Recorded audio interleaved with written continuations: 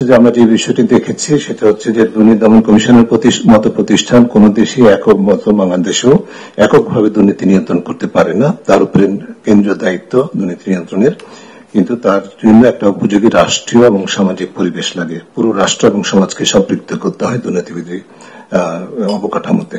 সেই বিবেচনায় আমরা প্রাথমিকভাবে বেশ কিছু গুরুত্বপূর্ণ প্রস্তাবনা করেছি।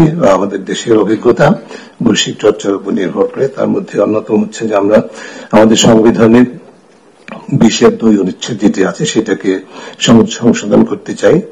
সেটি হচ্ছে যে সেখানে সুনির্দিষ্টভাবে ক্ষমতার অপব্যবহারের বিরুদ্ধে সাংবিধানিক একটা অঙ্গীকার, অর্থাৎ রাষ্ট্রীয় এবং আইনি ক্ষমতাটাকে অপব্যবহার করে ব্যক্তিগত স্বার্থে সুবিধা অর্জনে যে ধারা প্রতিষ্ঠিত হয়েছে বাংলাদেশে সেটাকে তার বিরুদ্ধে একটা সাংবিধানিক অঙ্গীকার লাগবে।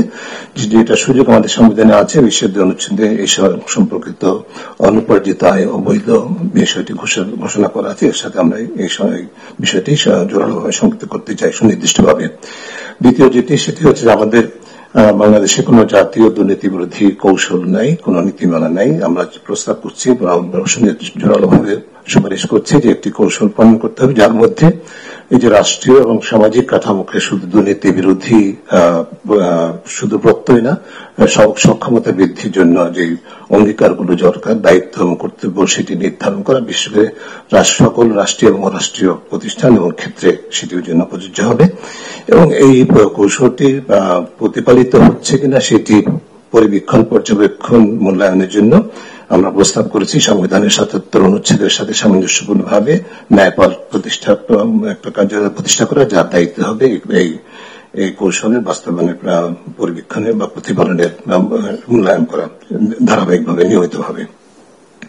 এরপরে যে বিষয়টি আমরা জোরালোভাবে সুপারিশ করেছি সেটি হচ্ছে যে বই দেওয়ার সাথে অসামঞ্জস্যপূর্ণ সম্পদ, অর্থাৎ সাধারণত যেটি বলা হয় কালো টাকা বৈধতা দেওয়ার যে বাৎসরিক রীতি আমাদের রাষ্ট্রীয় বা সরকারি ভাবে প্রতিষ্ঠিত করা হয়েছে বাংলাদেশে, সেটি চিরতরে বন্ধ করতে হবে। এরপরে রাষ্ট্রীয় এবং আইনি ক্ষমতার অপব্যবহারের অন্যতম যে আইনি সক্ষমতার ঘাটতি বাংলাদেশে, সেটা হচ্ছে যে আমাদের দেশে কোন স্বার্থের দ্বন্দ্ব নিরসন প্রতিকার আইন নাই। আমাদের এই ধরনের একটা আইন প্রণয়ন করতে হবে যার মাধ্যমে ব্যক্তিগত পরিচয় বা সম্পৃক্ততার দ্বারা প্রভাবিত হয়ে যে রাষ্ট্রীয় ক্ষমতা বা সরকারি ক্ষমতার অপব্যবহারের সুযোগ নেওয়া হয় সেটাকে রহিত করা যাবে এবং নিয়ন্ত্রণ করা যাবে। এরপরে একটি গুরুত্বপূর্ণ খাত যে বিষয় সেটি যেটি সাম্প্রতিকভাবে বিশেষভাবে আলোচিত হয়েছে, আমরা দীর্ঘদিন পর্যবেক্ষণ করেছি আমাদের দেশে যে বড় ধরনের দুর্নীতি হয়, অর্থ পাচার হয়, লুণ্ঠন হয়। বিশেষ করে অর্থ পাচার, যে আলোচিত অর্থ পাচারের ঘটনাগুলো সেটি যে মাধ্যমে হয়েছে সেটা হচ্ছে যে বেনামী কোম্পানি বা প্রতিষ্ঠানের বেনামী মালিকানা।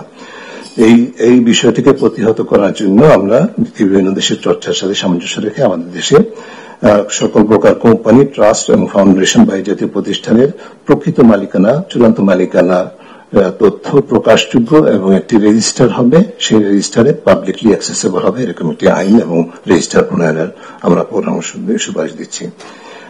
আমার পার্শ্ববর্তী কমিশন, নির্বাচন কমিশনের যে প্রস্তাবনা, নির্বাচন সংস্কার কমিশনের প্রস্তাবনার সাথে সামঞ্জস্যপূর্ণ কিছুটা সাংবিধানিক সংস্কার কমিশনের সাথেও, সেটি হচ্ছে আমরা রাজনৈতিক এবং নির্বাচনী অর্থায়নে স্বচ্ছতা এবং জবাবদিহিতা নিশ্চিত করতে চাই এবং সেই লক্ষ্যে নিশ্চিত করা হোক, সেই লক্ষ্যে কতগুলো সুনির্দিষ্ট পরামর্শ আমরা উপস্থাপন করেছি।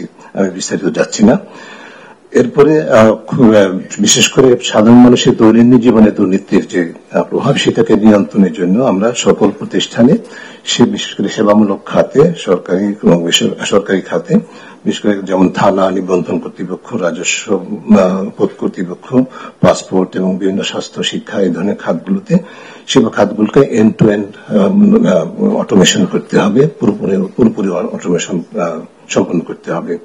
কিছু কিছু বিষয় আছে যার মধ্যে আমি বিস্তারিত না গিয়ে আরো কয়েকটি আন্তর্জাতিক উদ্যোগের সাথে আমাদের সম্পৃক্ততার বিষয় বলছি, যেমন common reporting standard, open government partnership এবং বেসরকারি খাতে অবৈধ লেনদেন আইনিভাবে নিষিদ্ধ করার বিষয়টি বা অপরাধ হিসেবে চিহ্নিত করার বিষয়গুলি জাতিসংঘের আন্তর্জাতিক দুর্নীতি বিরোধী কনভেনশনের সাথে আমাদের সদস্য রাষ্ট্র হিসাবে আমাদের বাধ্যবাধকতা আছে সেগুলো।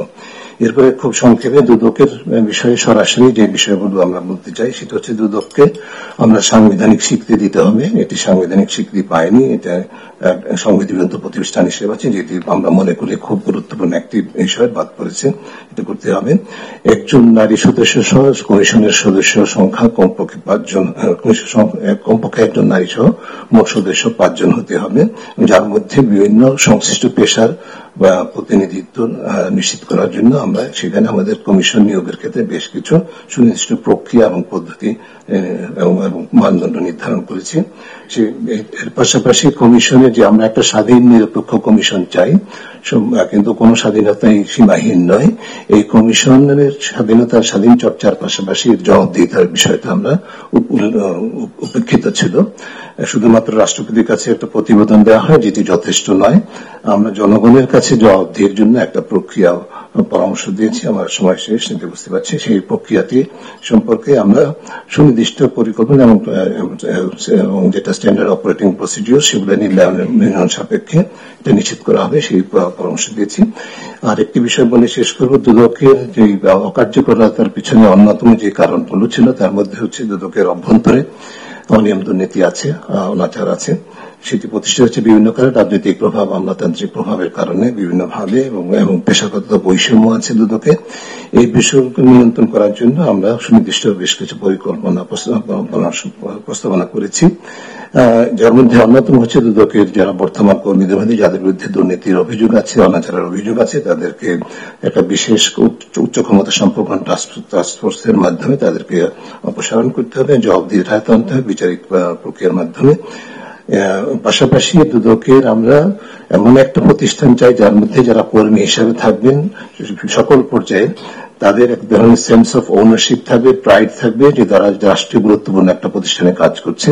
সেই জন্য যেরকম প্রণোদনার দরকার, সেই জন্য আমরা বিভিন্ন সুনির্দিষ্ট প্রস্তাবনা করেছি, ইনক্লুডিং হায়ার স্কেল, মানে বেতন ভাতার যে স্কেলটা সেটা সরকারি স্কেলের তুলনায় কমপক্ষে দ্বিগুণ প্রস্তাবনা করেছি আমরা।